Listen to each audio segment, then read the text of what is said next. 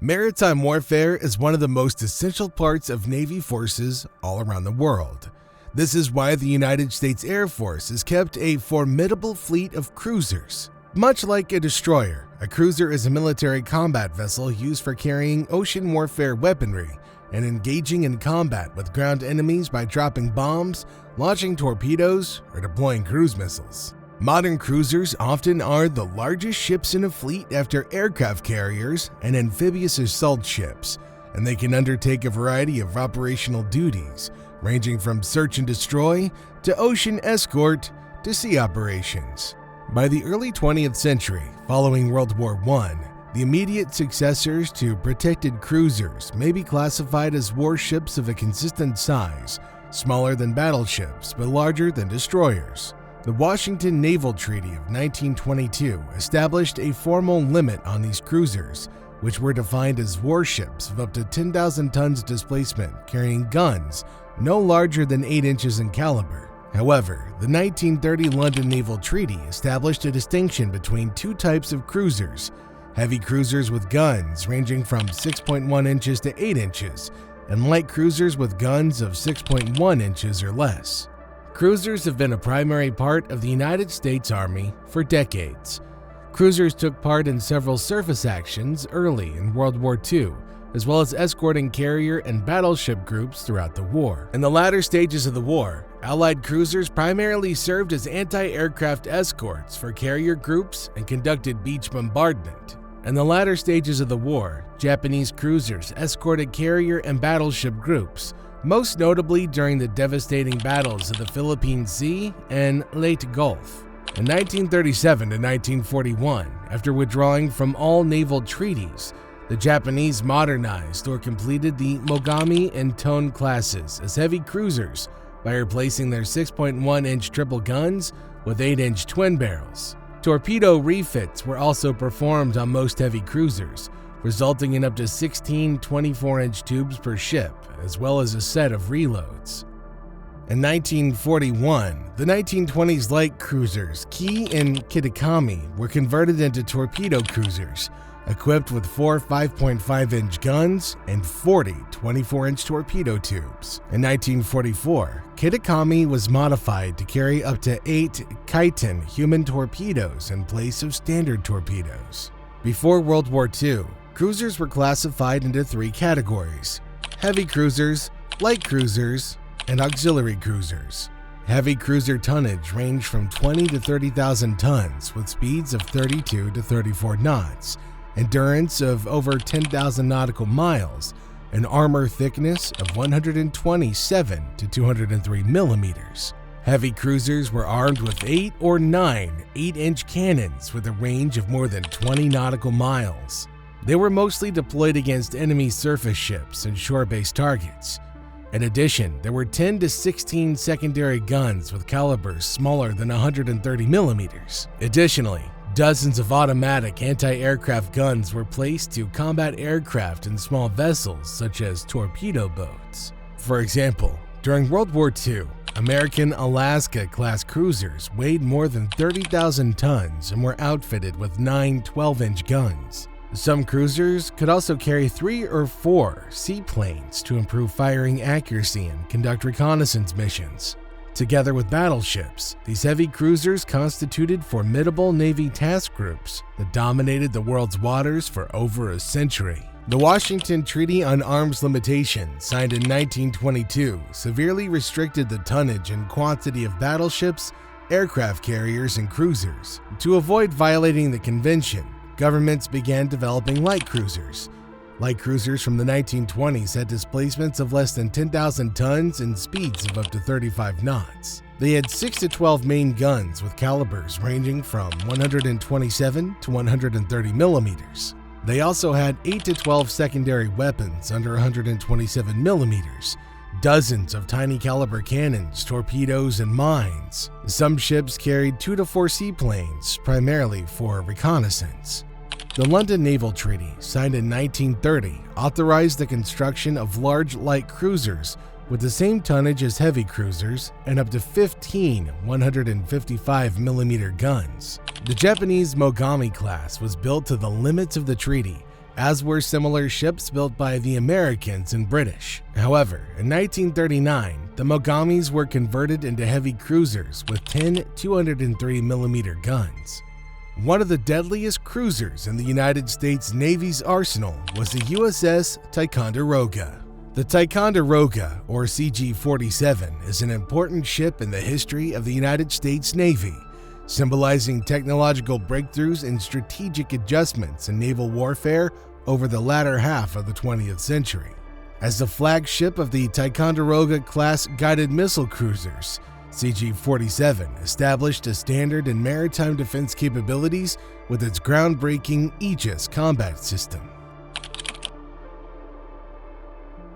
Commissioned on January 22, 1983, the USS Ticonderoga was the first of her class, which was designed to provide a multi-mission offensive and defensive capability against threats from the air, surface, and subsurface. The ship's design was based on the Spruance-class destroyer hull, but featured significant enhancements to accommodate the advanced Aegis combat system. The Aegis system, developed by the RCA, later Lockheed Martin, was a revolutionary radar and missile system capable of tracking and engaging multiple targets simultaneously, thus providing an unprecedented level of situational awareness and response. The USS Ticonderoga had a length of 567 feet, a beam of 55 feet, and a draft of 34 feet. It was powered by 4 General Electric LM2500 gas turbines, which generated a combined 80,000 shaft horsepower, enabling a top speed of over 30 knots. The ship's armament included the Mark 41 vertical launching system, capable of firing a variety of missiles, including the Standard Missile, Tomahawk Land Attack Missile, and the ASROC, or the Anti-Submarine Rocket. Additionally, it was equipped with Harpoon anti-ship missiles, 2 5-inch naval guns, phalanx close-in weapons systems, and torpedo tubes. The most versatile component of the USS Ticonderoga's capabilities was the Aegis combat system. The system's heart was the AN-SPY-1 radar, a multi-function phased array radar capable of tracking over 100 targets at once and directing multiple missiles to intercept threats. This capacity revolutionized naval warfare, enabling improved defenses against air and missile attacks while also improving offensive operations. The Aegis system's connection with the ship's weaponry enabled rapid response to threats, with missiles launched within seconds of target recognition. This integration was critical to the ship's capacity to undertake a diverse variety of missions, including fleet air defense, surface warfare, and power projection via land attack capabilities. Ticonderoga underwent drills in the Caribbean and Atlantic Ocean before departing for her new home port of Naval Station Norfolk, Virginia, shortly after being commissioned in Pascagoula. On June 3, 1983, she arrived in Norfolk. On October 20th, she went to the Mediterranean with the Independence Carrier Strike Group. After a brief port visit in Portsmouth, England, Ticonderoga was ordered to the coast of Beirut following the bombing of a U.S. Marine barracks on October 23, 1983. During her 48 stay on post, she fired her 5-inch guns at opposing artillery batteries, attempting to shoot down 2 F-14 Tomcat fighter planes on a reconnaissance mission over Lebanon. Ticonderoga made a port visit in Haifa, Israel, for the new year before returning to Norfolk on May 4, 1984. On September 8, 1984, during maneuvers east of Mayport, Florida, a fire broke out in Ticonderoga's aft main engine exhaust uptake. The at-sea and general quarters fire parties eventually extinguished the fire, and Ticonderoga returned to Norfolk under her own power in early October. The USS Ticonderoga served extensively during its lifetime, taking part in several missions and exercises that displayed its versatility and effectiveness. One of its most important missions was in 1986 when it took part in freedom of navigation drills in the Gulf of Sidra, which challenged Libya's territorial claims. During these operations, the ship successfully engaged Libyan missile boats, demonstrating her enhanced combat capability. In 1991, the U.S. Ticonderoga was instrumental in Operational Desert Storm. The ship's Aegis system provided air defense for the coalition fleet, defending it against Iraqi missile and aircraft threats. The ship also launched Tomahawk missiles at important sites in Iraq, contributing to the overall success of the mission.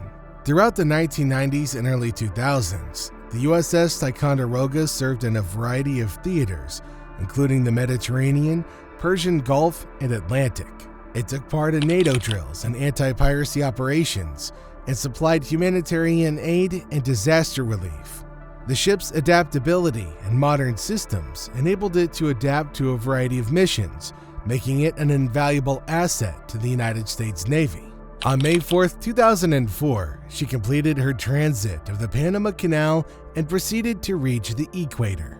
Her ship's crew participated in the crossing's rites and rituals, inducting the captain and several of the crew into shellbacks.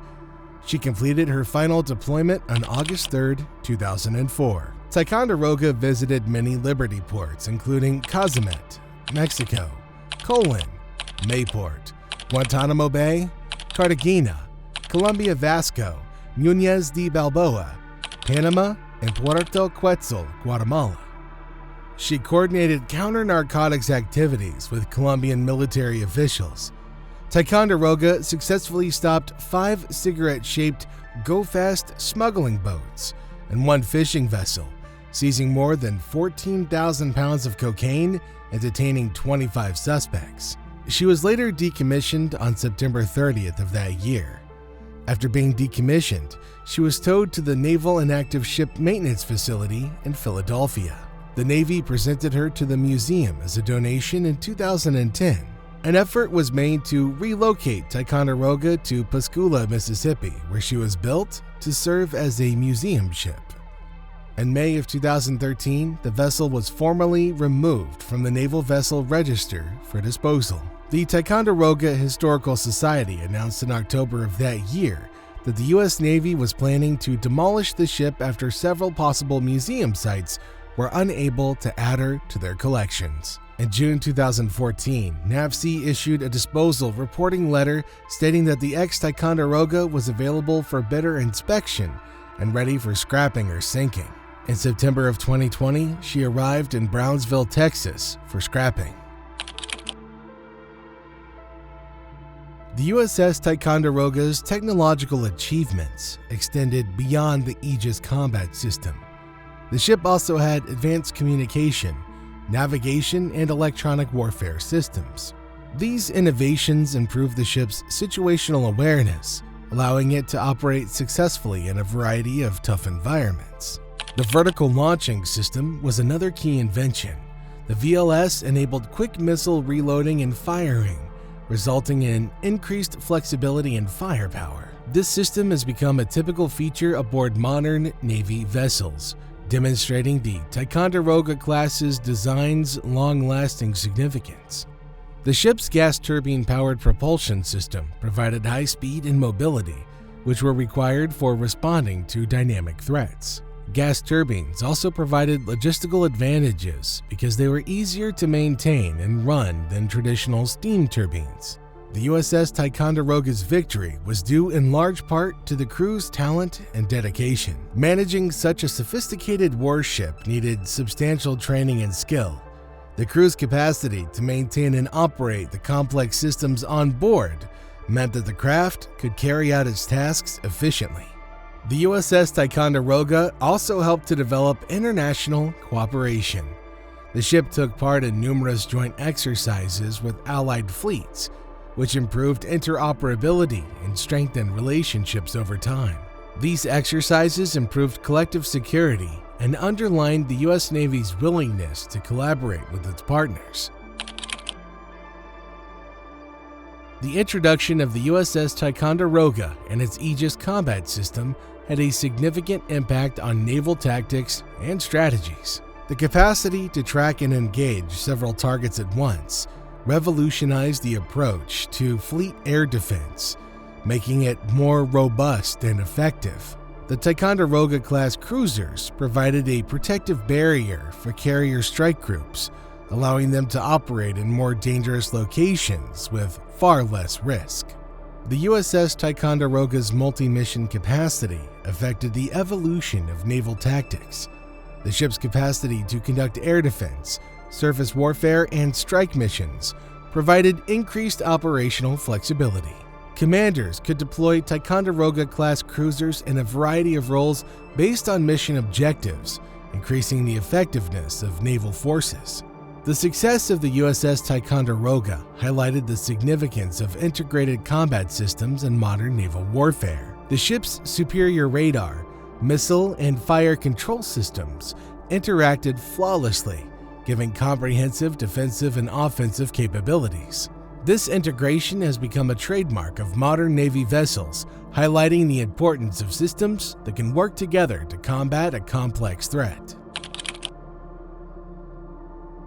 The USS Ticonderoga was decommissioned on September 30, 2004, after serving for more than 20 years. The decision to retire the ship was driven by the rising cost of maintaining and repairing the aging vessel, as well as the emergence of newer ships with more modern technologies. The Ticonderoga's legacy lives on even after it was decommissioned.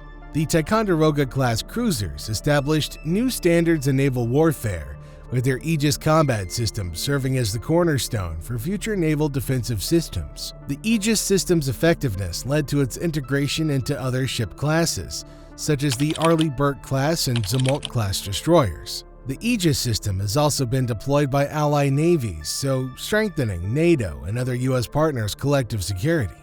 The USS Ticonderoga stands as a landmark in the history of naval warfare. Its introduction marked a significant shift in naval tactics and technology, with the Aegis combat system providing a new level of defense and offense capability. The ship's operational history showcased its versatility and effectiveness, contributing to numerous missions and operations over its 2-decade service life. Although it was decommissioned, the legacy of the USS Ticonderoga lives on in the ships and systems that followed. The innovations and lessons learned from CG-47 have shaped the design and development of modern naval vessels, ensuring that the U.S. Navy remains at the forefront of maritime defense. The USS Ticonderoga's impact on naval strategy, technology, and international cooperation will be remembered as a defining moment in the evolution of naval warfare. So what are your thoughts on all of this? Make sure you let me know in the comments section down below. Don't forget to like and subscribe, and I'll see you in the next video.